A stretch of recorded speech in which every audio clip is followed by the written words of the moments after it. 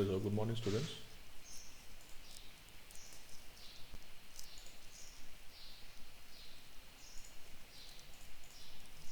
Okay, so in the last class, we have discussed about the differential length, differential area, and differential volume, okay, of the cylindrical coated system. So we have discussed this particular topic, okay, and we have calculated and we have represented how to calculate the differential length, area, and volume of a cylindrical coordinate system. Now, as we all know that the cylindrical coordinate system is represented with respect to the Cartesian coordinate system. So the transformation from Cartesian to cylindrical and vice versa is possible. That means if a scalar point is represented in a Cartesian coordinate system, so you may represent or you can transform it to a cylindrical coordinate system. Or if a cylindrical point is represented in a cylindrical coordinate system, then it can be transformed to the Cartesian coordinate system.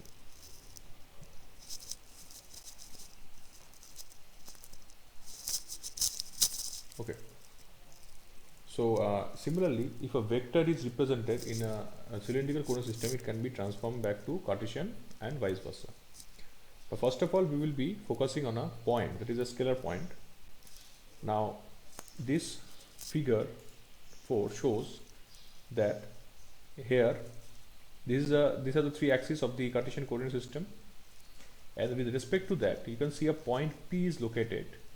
Now any point can have coordinates in any coordinate system, so P, X, Y, Z represent the location of the point P in the Cartesian coordinate system, which can also be represented in the cylindrical coordinate system. So equal to means the point is not shifting anywhere, it is as it is. It is located in the same point, it is not moving anywhere. So its location can be represented by both the coordinate systems. That means if that is possible, then there must be a relation between the coordinate systems, isn't it? So because if the speed of a car can be represented in kilometer per hour, it can also be represented in miles per hour. So if the same speed is measured using two different units, so that means there will be a relationship between the two units. So we know that 1 mile is equals to 1.6 kilometer. This is the transformation. Similarly, here also such rule is applied. So to understand that, we have to first see the orientation or the location of the point P with respect to the Cartesian coordinate system first. See, point P is located over here. So it is having some height Z. Okay, it is having some height Z like this. Okay, it is tracing over here.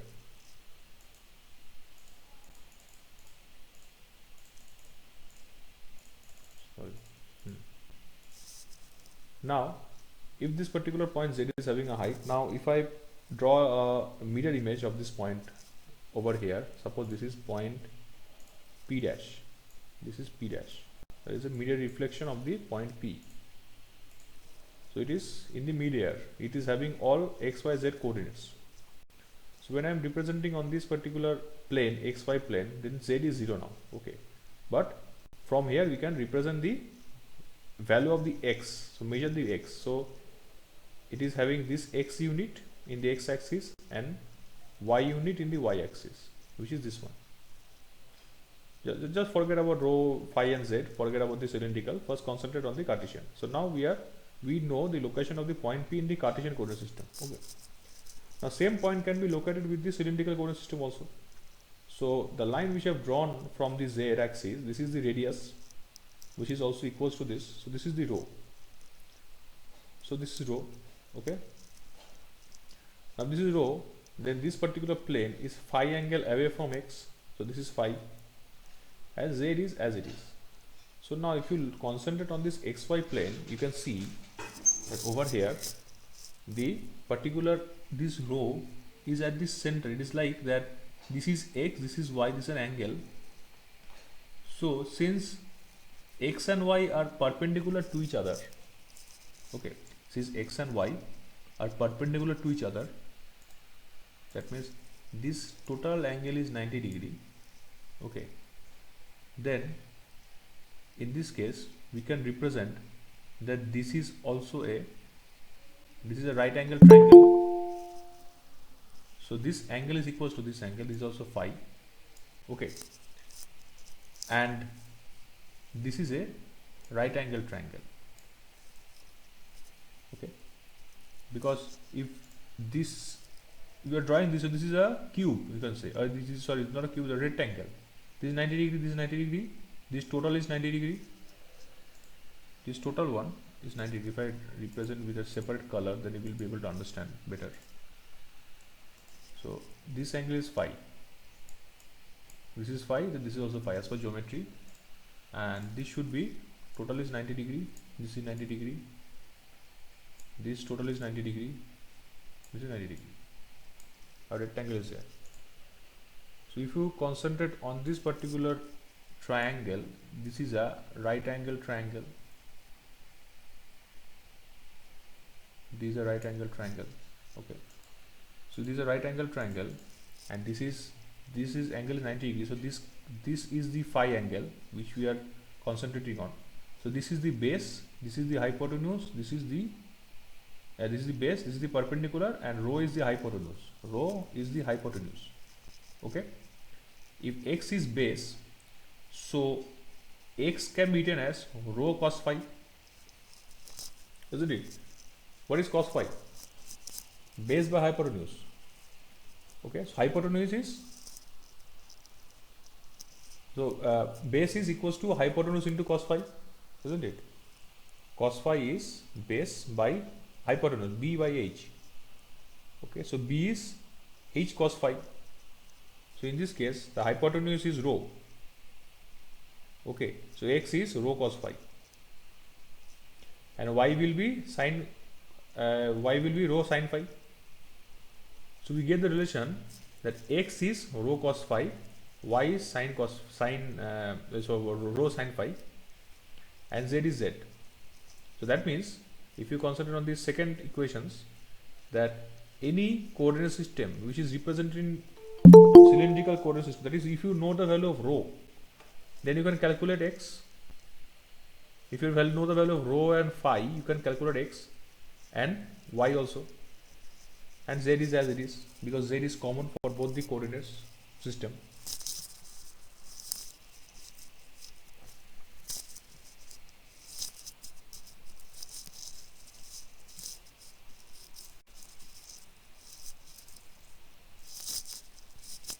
Okay, understood.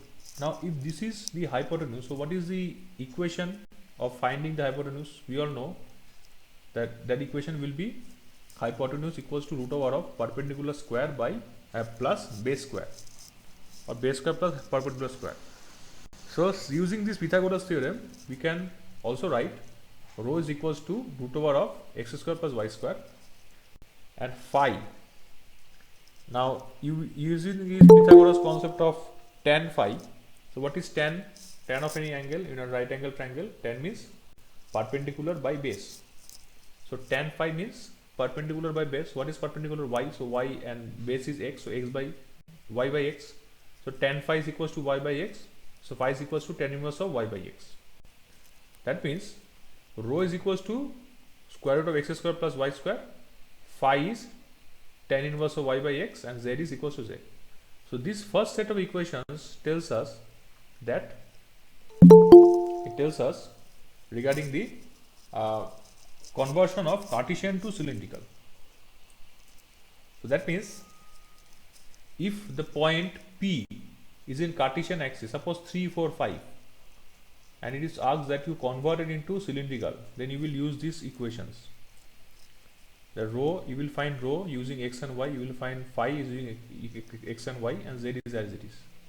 And this second set of equations is for converting the cylindrical coordinate system into Cartesian. That means if a point P is given in cylindrical coordinate system, suppose 10, 30 degree, 4, then you have to convert it into Cartesian. Then you can, if you know the values of rho and phi, you will calculate x and y, and z is unchanged. Understood this particular derivation of conversion or transformation of Cartesian and cylindrical?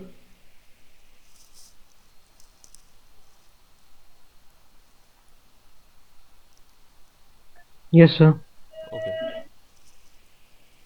Now talking about the vector. Now transforming a point from Cartesian to cylindrical and vice versa can be done quite easily. Okay. But vector, in that case you have to introduce the unit vectors, because a vector in the Cartesian system is represented as capital AX unit vector X plus capital AY unit vector Y plus capital AZ unit vector Z, isn't it? Similarly, for cylindrical coordinate system also, the vector is represented as capital A rho unit vector rho plus capital A. If I write, all of you know, so I'm not writing. So if okay, so I'm just writing once again. This is the vector for a Cartesian coordinate system, and this is the vector for a cylindrical coordinate system. A phi unit vector phi and AZ unit vector Z. Z is common. Now, if you want to transform between these two,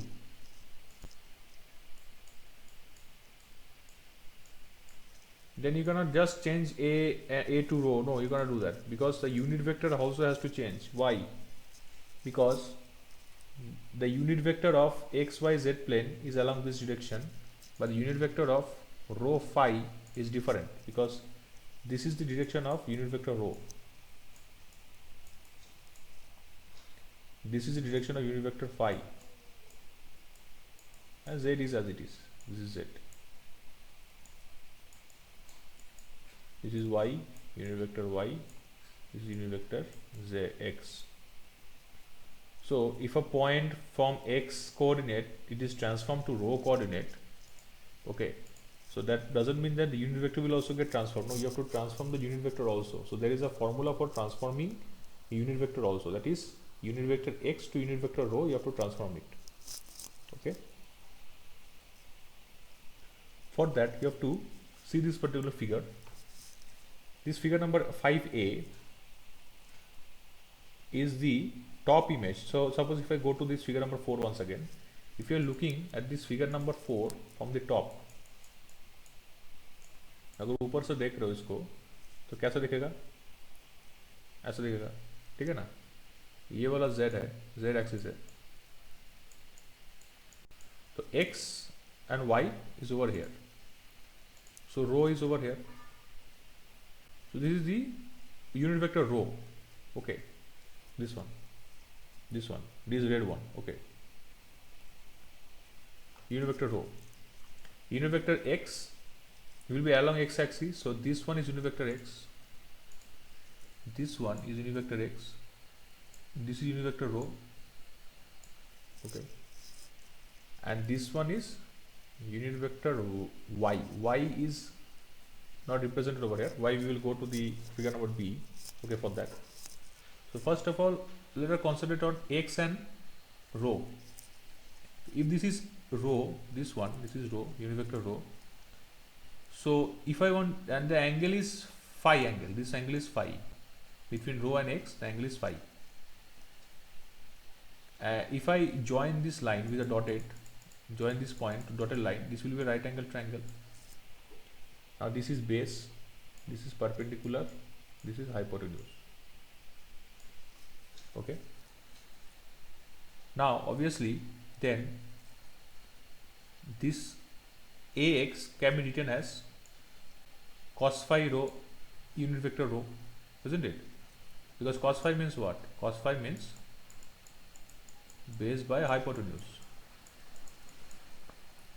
So a rho by ax unit vector x, that is unit vector x is equals to, okay,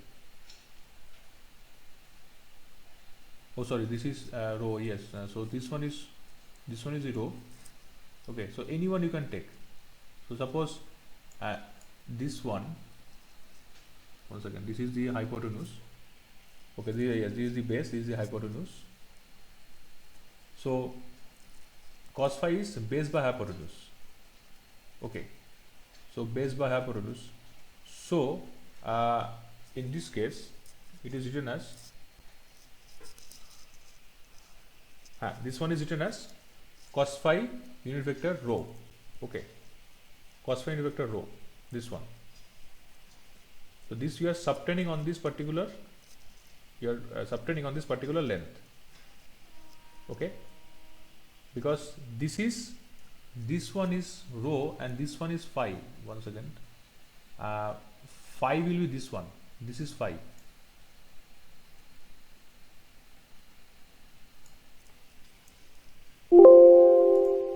Once again I am drawing this. This is unit vector x, this is unit vector rho, and this is phi. So the unit vector phi will be along this direction. So this one is phi, this one is unit vector phi, this one. Okay, now if this is unit vector phi, so what I am doing, you can see in bottom also there is one triangle, because this triangle is drawn in this way, because if this is phi also, and this will be equals to unit vector phi, this is rho, this is unit vector phi, this one and this one will be equal. But if the arrow is opposite, then it will become minus phi, it will become minus phi. Okay, so that means if I represent in this particular way, it will be easier for you. So that means if this is unit vector x, this is unit vector rho, okay, and this is unit vector phi. So these are all vectors. Okay, these are all vectors. So you cannot multiply them directly like this. You cannot do the you cannot do the perform the addition. So for that, what we will do, we will take this line in this direction as minus a rho. That means we are multiplying a rho with minus 1. So what will happen? It will become minus a rho. That means the direction will reverse. So now the direction is in this reversed. Okay. So now you can add this and this to get this. So ax will be equals to a rho minus a phi. Okay, but a rho we will not write in this way, because if you want to plot this, you're going to want to place this one on this particular plane. So it will be cos phi a rho and sin phi a phi. Why cos phi? Because this is the base and this is hypotenuse, so it will be cos phi, and this is perpendicular, so it will be sin phi. Okay, because यहाँ पर क्या कर रहे हैं हम लोग, ये जो एक्स एक्सिस है ना, एक्स एक्सिस का जो यूनिट वेक्टर है ए एक्स, इसके ऊपर उसके ऊपर हम रिप्रेजेंट कर रहे हैं रो एक्सिस को. इसके लिए हम लोग को लिखना पड़ रहा है कि एक्स मतलब एक्स एक्सिस के ऊपर हम अगर रो एक्सिस को बिठाएंगे तो ये कॉस फाई रो होगा, और जो फाई है, फाई तो इस तरह जा रहा था ना, लेकिन हम लोग को एडिशन करना है तो हम लोग रिवर्स डायरेक्शन में इसको लेंगे तो ये माइनस फाई हो जाएगा. तो माइनस फाई को हम अगर हम इस एक्स एक्सिस में रिप्रेजेंट कर रहे हैं तो इसको लिखना पड़ेगा minus A phi sine phi, sine phi लिखना पड़ेगा. ठीक है, इसके लिए यहाँ पर लिखा है साइन फाई. सिमिलरली अगर हम लोग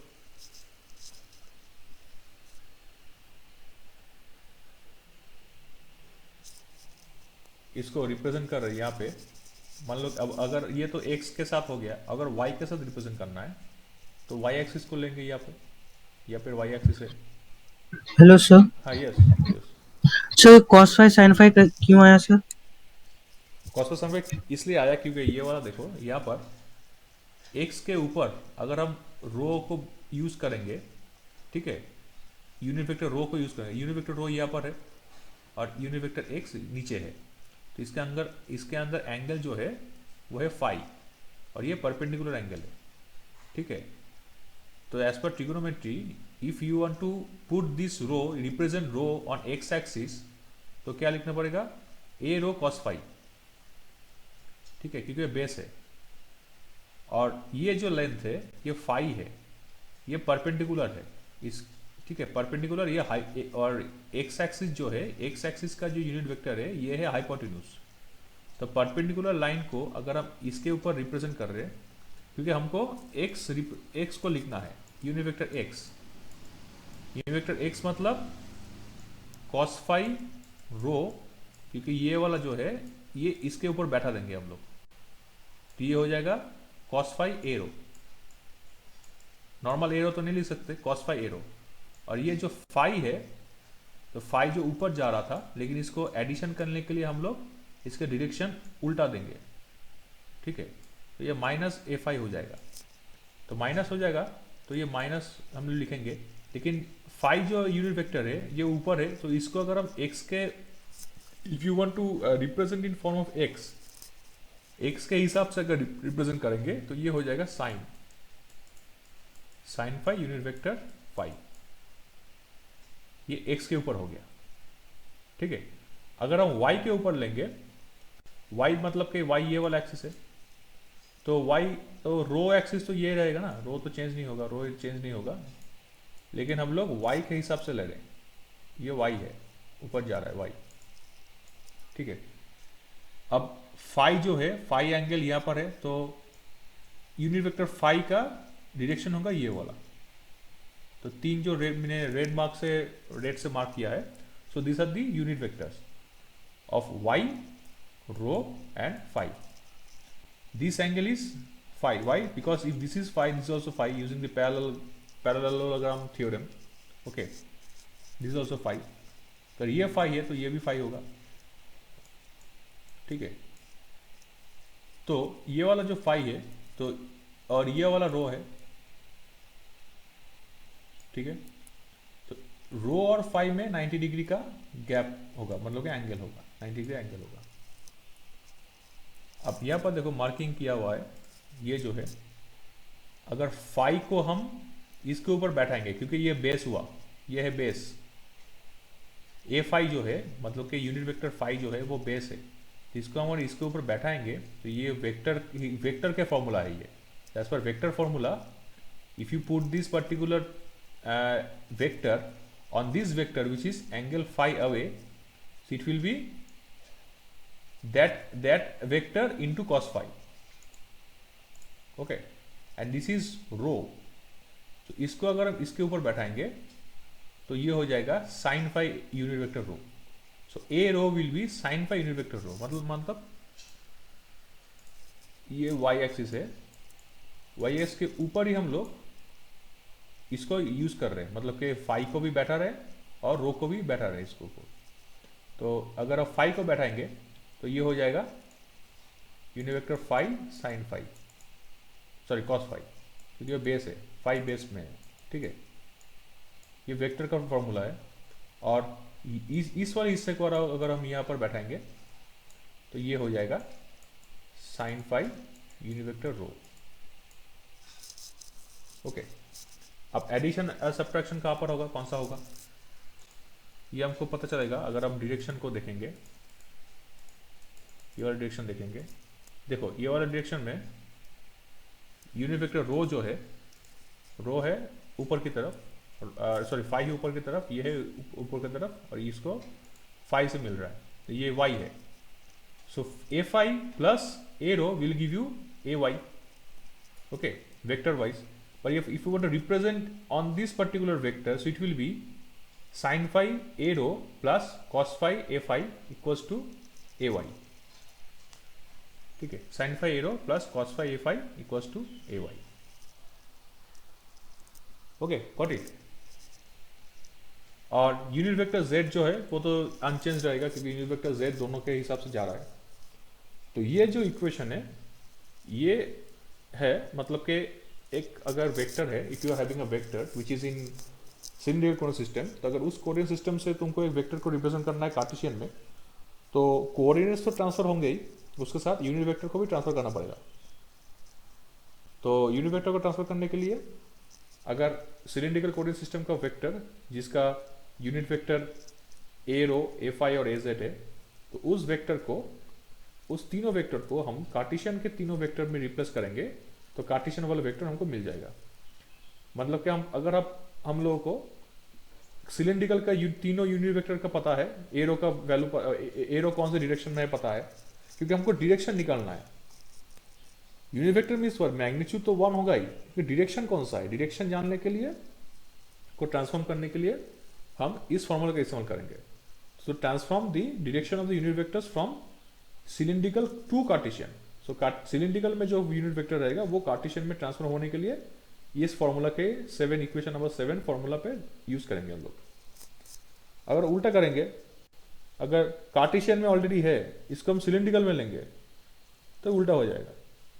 ठीक है, so it will be like this. So this will also represented from this particular figure itself।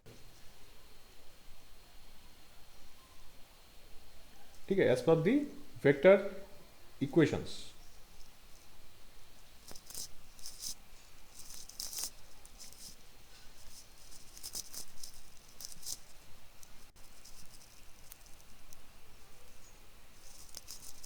Okay, finally relationship between the total vectors. अब क्या है कि यूनिट वेक्टर को हम लोग रिप्लेस कर लिए, अब जिसको रिप्लेस करना है वो है इस कोऑर्डिनेट्स को, मतलब कि वेक्टर का जो कैपिटल एक्स ए वाई ए जेड है और ए rho a phi A Z है, उसको हम कैसे रिप्लेस करेंगे। So finally the relationship between this coordinates are obtained by simply substituting equation number 7 into this. तो क्या करेंगे हम लोग, ये देखो, ये वाला इक्वेशन नंबर 7 मतलब कि कार्टेशियन में है, मान लो कार्टेशियन कोऑर्डिनेट सिस्टम में एक वेक्टर को रिप्रेजेंट किया गया है, उसको हम लोग को ट्रांसफर करना है to cylindrical coordinate system. For transforming into cylindrical coordinate system what we will do, we have this vector in the Cartesian, we have the vector in the Cartesian. तो यहां पर जो यूनिट वेक्टर x है, इसको formula देखेंगे 7 में क्या है।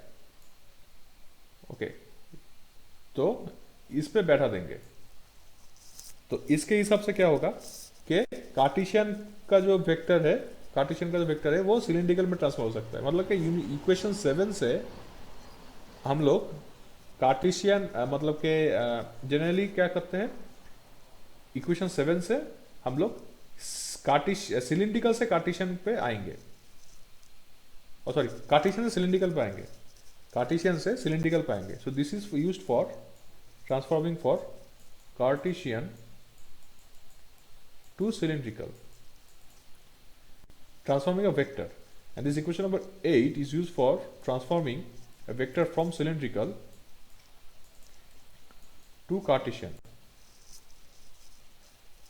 Okay, so since equation number 7 is used for transforming the vector from Cartesian to cylindrical, so what we will do, we will replace the value of unit vector x with whatever we have got in equation number 7. So x के जगह पे क्या होगा, cos phi unit vector phi minus sine phi unit vector phi.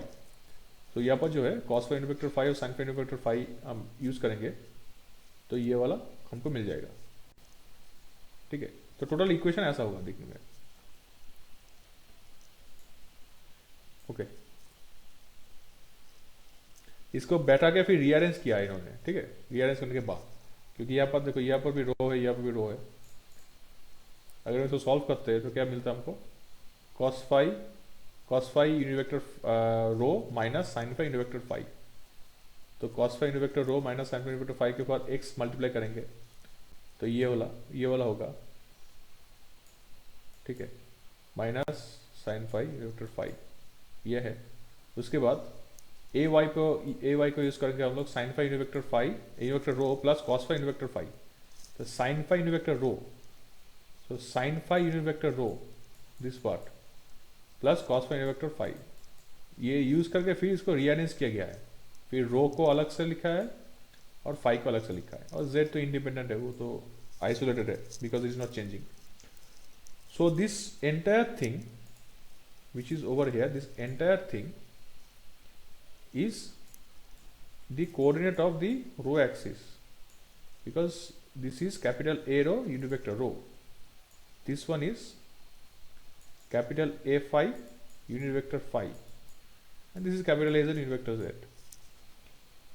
तो मतलब कि capital A phi जो है वो ये है, कैपिटल A रो जो है वो ये है, कैपिटल A phi जो है वो ये है, और AZ के हिसाब से है. ओके, तो ये वाला जो इक्वेशन हमको मिला है, this equation number 10, this can be written in the form of a matrix also, which is shown in equation number 11. So it will be easier for you to remember. So in the matrix form, we have the transformation of vector A from Cartesian to cylindrical. Okay, so Cartesian to cylindrical.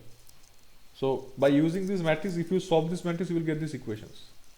So first one, you have to just remember like this, that A row phi z, Ax y z, यहाँ पर है cos sin 0 minus sin cos 0, 0 0 1.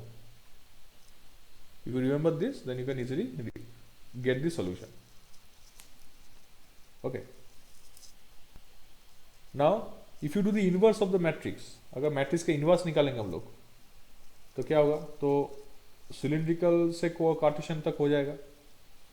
So this will give us the transformation for cylindrical to Cartesian. Okay, so the inverse of this matrix, ये वाला matrix जो है इसको inverse करेंगे तो we will get cos phi minus sin phi 0, sin phi cos phi 0, 0 0 1. ठीक है, इसका ऑल्टरनेटिव भी हम लोग कर सकते हैं. ऑल्टरनेटिव कैसे, जिसको याद करने में और भी आसानी होगा. ऑल्टरनेटिव है इक्वेशन नंबर 13, जो कि यूनिट वेक्टर का डॉट प्रोडक्ट. इस पर देखो, left hand side we have unit vector, ये जो कार्टेशियन कोऑर्डिनेट का एक्स वाई जेड है. ठीक है, coordinates, see careful, this are the coordinates, this are the coordinates of the cylindrical. Okay, now in the matrix, if you see the first element, the first one, it is a unit vector x dot unit vector row. unit vector x dot unit vector row मतलब कि x और रो का जो unit vector है उसका dot product. Element second में जो है 1 2 में जो है यूनिट वेक्टर x का डॉट प्रोडक्ट उसके साथ यूनिट वेक्टर रो का डॉट प्रोडक्ट. ऐसा जा रहा है ना, 1 2 3 मल्टीप्लाई कैसे करते हैं, ऐसा करते हैं ना. इसको ax के साथ a रो, फिर ax के साथ a phi, as के साथ az, फिर ay के साथ a रो, ay के साथ a phi, ay के साथ az, फिर az के साथ a rho, az a phi, az. So here the matrix, you are not multiplying, you are just representing in the form of matrix. So this is a trick, this is a method.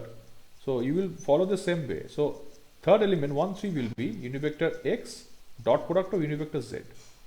So dot product करेंगे तो क्या मिल रहा है हमको. इसको अगर तुम ये याद करते हो तो डायरेक्टली एग्जाम्पल लिख सकते हो. अगर ये याद करते हो तो तुमको एक ग्राफ ड्रॉ करके तीनों को रिप्रेजेंट करना होगा, ऐसा करके. ये होगा z. This just for your understanding, ये भी एक अच्छा तरीका है. इसको अगर तुम समझ गए तो बहुत ही आसानी होगी. This is unit vector, sorry, this is unit vector row.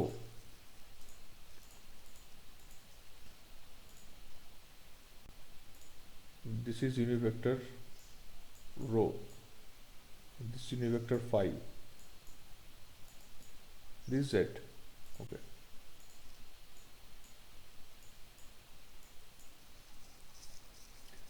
तो इसको वो डॉट करते हैं, डॉट प्रोडक्ट करते हैं तो cos phi मिलेगा. क्यों मिलेगा, क्योंकि इसको देखो, ये वाला और ये वाला अगर मल्टीप्लाई होगा ना, ये इसका अगर ये वाला मल्टीप्लाई होता है तो डॉट प्रोडक्ट मतलब ये फाई है, तो मान लो कि ये एक वेक्टर है, ये एक वेक्टर है यूनिट वेक्टर ए एक्स, ये वेक्टर यूनिट वेक्टर ए रो. सो अगर दो वेक्टर यूनिट वेक्टर ए एक्स और दूसरा वेक्टर यूनिट वेक्टर ए रो, और ये एंगल है फाई, तो इसको मल्टीप्लाई कर रहे हैं, मतलब क्या हो रहा है 1 डॉट कॉस फाई, तो इसका आंसर होगा कॉस फाई। ठीक है, क्योंकि दोनों के बीच में एंगल जो है वो फाई है। ठीक है, इसका एक्स और फाई का अगर मल्टीप्लाई करेंगे, एक्स और फाई, एक्स और फाई, फाई मतलब ये वाला, ठीक है, ये वाला यहां पर जा रहा है, ये एक्स है। So no sorry not this one, this actually x, ये तो एक्स है। फाई जो है वो रो के साथ 90 डिग्री जाएगा, रो के साथ 90 डिग्री जाएगा, तो इसको समझने के लिए ये 90 डिग्री जाएगा, ये फाई है, ये एक्स है। ठीक है, तो इसका जो एंगल है ये अगर फाई है, तो if this is phi, this will also be phi. If this is phi, ये तो स्ट्रेट लाइन नहीं होगा, ये ऐसा होगा। ठीक है, तो उसका अगर रिलेशनशिप देखेंगे ना, तो y और फाई का जो एंगल होता है वो थोड़ा सा डिफरेंट होता है, तो इसके लिए ये minus sine, so it can not be directly be shown. जैसे कि ये वाला मैंने दिखाया है ए फाई और ए एक्स, तो मान लो ए फाई और ए एक्स का अगर हम मल्टीप्लाई करेंगे, तो ए एक्स और ए फाई ऑपोजिट डायरेक्शन में नहीं है, ए एक्स ए फाई थोड़ा मतलब कि टेढ़ा है, यहाँ पर टेढ़ा है, क्योंकि ए रो के साथ है। तो एंगल कैसा हो रहा है इसको भी हम पता लगा सकते हैं। मान लो कि ये वाला फाई है और ये 90 डिग्री है। ठीक है, तो ये वाला जो है, तो ये तो एक्स हुआ ना, ये वाला एक्स हुआ, एक्स हुआ, तो ये अगर फाई है और ये 90 डिग्री है दोनों के बीच में, तो ये होगा 90 plus five, 90 plus five, isn't it? It will be 90 plus five. तो कॉस ऑफ 90 प्लस फाइव क्या होता है? Who can say cos of 90 plus five? Minus sine phi. Minus sine five. इसके लिए ये जो है, इसका जो बीच में जो एंगल है ना यूनिट वेक्टर एक्स, तो यहाँ पर तुम देख सकते हो रो के साथ एक्स, फिर से बोल रहा हूं मैं, रो के साथ एक्स जो है ये फाई एंगल है, और रो के साथ फाई है वो 90 डिग्री है। तो एक्स के साथ फाई कितना हुआ? एक्स के साथ यूनिट वेक्टर फाई कितना हुआ? फाई एंगल प्लस 90 डिग्री, तो ये हो जाएगा minus sine phi. So that is why it is written as minus sine phi. और x के साथ z क्या होता है? हम लोग को पता है x और z 90 डिग्री है, तो cos करेंगे तो 0 आएगा। सिमिलरली y के साथ अगर रो जाएंगे ना, y के साथ रो, तो वो होता है फाई एंगल, क्योंकि यहाँ पर देखो y के साथ रो, ये y है, ये वाला y है, ये वाला रो है, अगर ये फाई है तो ये वाला भी फाई होगा। ठीक है, तो ये फाई होगा, और इसमें ये फाई होगा, हाँ ये फाई होगा, और ये वाला है 90 माइनस फाइव, ये वाला है 90 माइनस फाइव, क्योंकि ये 90 डिग्री है। एक्स और y, listen carefully, this is x, this line is x, this is y, this is 90 degree, and this is phi, so using parallelogram theorem this is phi, so this will be 90 minus phi, so cos of 90 minus phi, मतलब कि अगर दोनों angle के बीच में 95 minus phi का angle है, दोनों vector के बीच में, सॉरी दोनों वेक्टर के बीच में 90 माइनस फाई है, तो cos of 90 minus phi will be sin phi. Okay, so it will be sin phi and this will be cos phi, this will be 0 and as it is. तो ये अगर हम तुम इसको इस्तेमाल कर रहे हैं ना, तो भी याद रखने में थोड़ी आसानी होगी। Did you understand this concept? Hello?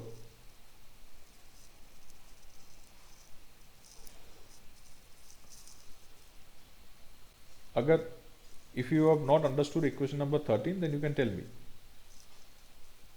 Have you understood this concept? That you just have to find the two Yes, sir. angles. Hello?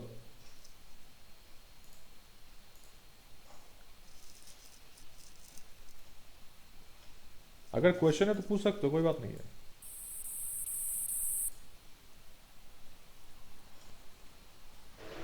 Sir, repeat again. This one. See, Yes, sir. if you are having two vectors, suppose vector v1 and vector v2, and the angle is theta between them, okay, then obviously the dot product will be mod of v1 into mod of v2 cos of phi, or cos of their angle between them, okay, cos of the angle between them. This is known to you. Now if this vector is a unit vector, suppose unit vector x and unit vector rho, and the angle is phi or theta. In our case, the angle is phi. So what will happen? Unit vector, mod of unit vector means 1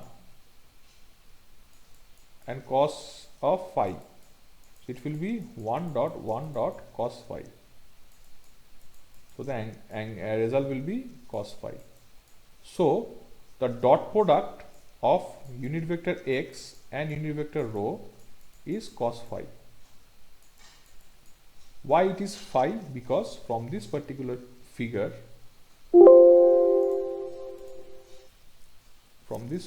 we can get that if this is unit vector, this is the direction of x and this is the direction of rho, then angle कितना है? Phi है. तो obviously ये जब हम calculate करेंगे तो इसका रिजल्ट फाई निकलेगा, कॉस फाई निकलेगा. ये कॉस फाई है. x के साथ अगर फाई का निकालेंगे तो कैसे निकलेगा? x के साथ phi, it is quite easy. See, this is phi, this is rho, this one, ये वाला रो है, ठीक है, ये रो है. अब फाई मतलब ये x है, तो इस फाई मतलब क्या? I am talking about the unit vector phi. अगर पीछे जाएंगे, ये वाला, ये रो है, unit vector rho, this is unit vector phi which is perpendicular to the plane, and unit vector rho and phi are perpendicular to each other. You have to remember that. So this angle is not 90 degree, this is phi. Okay, so unit vector phi will be somewhere over here. Suppose unit vector phi. Now we cannot directly measure the angle between x and phi. We cannot directly measure. Why we cannot measure? Because if the two angles are like this, if the two, suppose this is x, this is rho, and this is phi,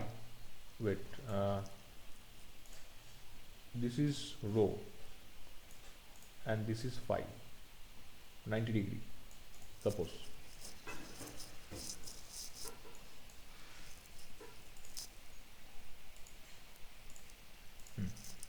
So this is unit vector x, this is unit vector rho, angle क्या है? Phi है, और ये जो है ये unit vector phi है, ये है 90 डिग्री मान लो, ठीक है. एंगल ठीक से नहीं हुआ, कोई बात नहीं, इसको अगर हम एग्जैक्ट नहीं करेंगे तो फिर प्रॉब्लम आ जाएगा. Wait, exact 90 degree if I want to draw,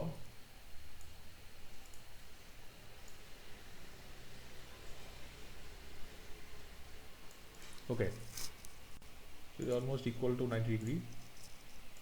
So this is unit vector phi. तो देखो यहाँ पर जो x एंगल है, ठीक है, तो इसको अगर हम ऊपर अगर हम लेंगे इसको, ये वाला, इस वाले को ऊपर लेंगे तो ये ऐसा रिप्रेजेंट कर रहे हैं हम लोग इसको. ये कर सकते हैं ना, ये तो कर सकते हैं. तो ये हो गया unit vector phi.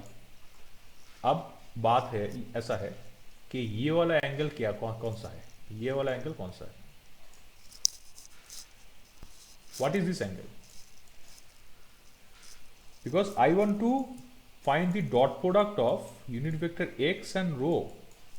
For that magnitude है 1 1, cos of angle, ये एंगल में क्या होगा ये पता नहीं है, this is not known, because ये एंगल क्या है, कैसे निकलेगा, वेरी इजी।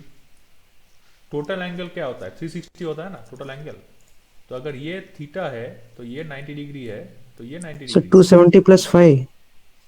हाँ, तो ये देखो ये है 90 डिग्री, ठीक है, तो बाकी क्या रहा, 360 माइनस 90 माइनस 5, ठीक है, ठीक है ना। तो ये देख सकते, या फिर हम लोग ये वाला नहीं देखेंगे, actually this is not the accurate one, ये वाला नहीं देखेंगे, क्योंकि रीजन इसलिए because our vector angle is this one, this is the vector angle, this one, not this one, sorry ये वाला मैंने रॉन्ग किया था, ये वाला नहीं होगा, क्यों नहीं होगा, क्योंकि जब हम यूनिट वेक्टर x और यूनिट वेक्टर रो को हम देख रहे हैं तो बीच का जो एंगल था वो फाई था, ये वाला हमने देखा था, और रो और फाई का जो एंगल है वो 90 डिग्री है, तो अगर हम रो को ऊपर लेंगे तो फिर ये वाला एंगल ही लेना पड़ेगा ना, ये वाला एंगल लेना पड़ेगा, वो वाला तो बाहर का एंगल हो रहा है, तो that is not accurate because two vectors are there, तो उसके बीच में सबसे छोटा वाला एंगल लेते हैं हम लोग, बड़ा वाला नहीं लेते, छोटा वाला लेते हैं। अगर ऐसा दो वेक्टर हुआ तो बोल सकते हो कि ये एंगल क्यों लिया, पीछे वाला क्यों नहीं लिया, क्योंकि बड़ा वाला नहीं देखते, जो छोटा होता है वो देखते हैं। तो छोटा वाला कितना है, 90 + 5 है ना, ये 5 है, ये 90 है, तो ये हो गया 90 + 5। तो cos 90 + 5 क्या होता है, अभी तो बोला था -sin5, that is y this is this one, this particular is -sin5। अब क्या समझ में आया क्या, ये वाला, did you get this?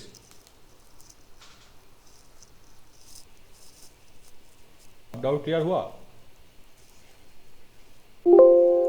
हाँ या ना? Yes sir.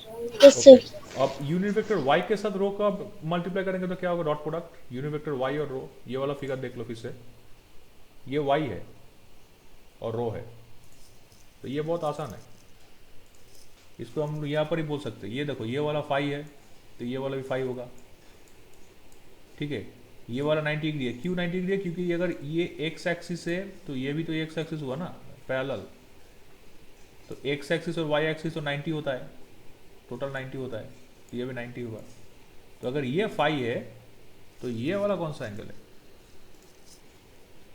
मतलब रो और y के बीच में ये एंगल कौन सा है, अगर ये 5 है ये 90 है, तो ये हो गया 90 - 5,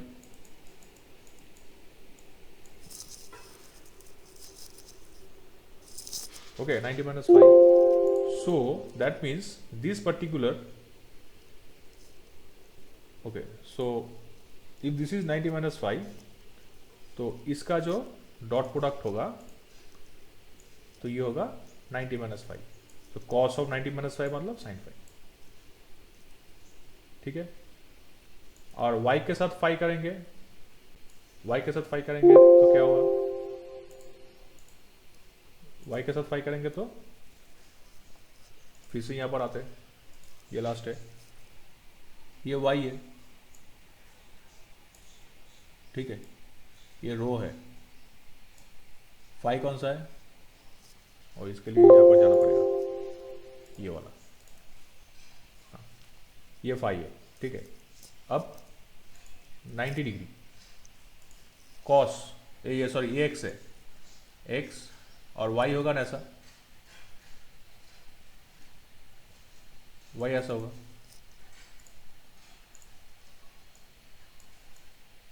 क्यों, क्योंकि x और y को भी 90 डिग्री होना है ना, x और y 90 डिग्री होना है, और रो और फाई एक ही कोऑर्डिनेट के है, तो ये 90 डिग्री है। तो वाई ऐसा है। तो फिर अगर हम लोग ये वाला अगर घटा दे, इसको घटा दे,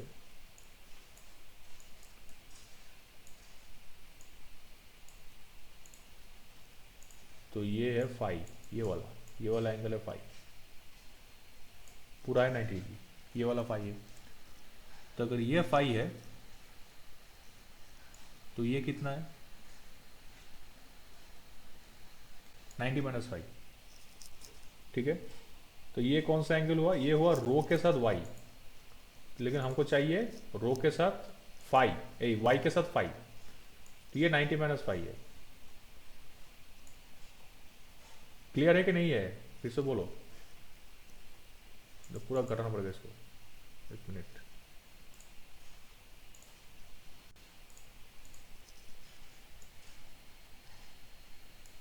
ये अगर तुम हाथ से नहीं करोगे ना तो फिर समझ में नहीं आएगा, ये अगर फिजिकल में होता तो बहुत अच्छा होता। I will suggest that you do this of your own at home at least once. Okay. Okay. So this one is 5. Okay. This one is 5. Clear? Total है 90 डिग्री, एक्स और वाई का 90 degree है। ठीक है, जैसे रो और phi का 90 degree है। अभी ये जो अगर फाई हुआ तो टोटल 90 डिग्री है, तो बचा क्या, ये वाला क्या होगा, 90 माइनस 5। 90 माइनस 5। अगर ये पूरा 90 डिग्री है तो ये भी तो 90 डिग्री है ना, 90 डिग्री है। तो ये अगर 90 माइनस 5 है तो ये क्या है,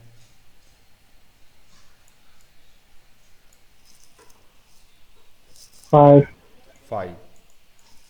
मतलब रो और वाई का जो यूनिट वेक्टर है उसके बीच में एंगल भी फाई है। ठीक है, तो इसलिए रो और वाई का जो एंगल है वो फाई है, तो इसलिए डॉट प्रोडक्ट होगा कॉस फाई। और समझ में आया? तो ये वाला कॉस फाई है, मैं माइनस साइन फाई है क्योंकि कॉस 90 प्लस फाई था, और ये है साइन फाई क्योंकि ये कॉस 90 माइनस फाई था। और ये वाला तो जीरो ही होगा, एक्स वाई, वाई जेड, रो जेड रो, क्योंकि एक ही कोऑर्डिनेट सिस्टम के अगर दोनों मिल रहे हैं तो देखो जीरो आ रहा है, क्योंकि 90 डिग्री डिफरेंस होता है ना एक ही कोऑर्डिनेट सिस्टम। अगर अलग कोऑर्डिनेट सिस्टम का है, मान लो कि फाई और एक्स अलग अलग कोऑर्डिनेट सिस्टम के हैं, एक्स और रो अलग अलग कोऑर्डिनेट सिस्टम के हैं, वाई और रो अलग अलग कोऑर्डिनेट सिस्टम के हैं, और वाई और फाई अलग अलग कोऑर्डिनेट सिस्टम के हैं। तो this different coordinate systems, when they interact, the dot product will not be 0 or 1, it will be something else. So that we are getting. Other than that, it will be either 0 or 1. 1 only when if you are multiplying with itself. If you are multiplying z with z, then you will get 1. If you are multiplying with any two, then dot product is always 0. So understood?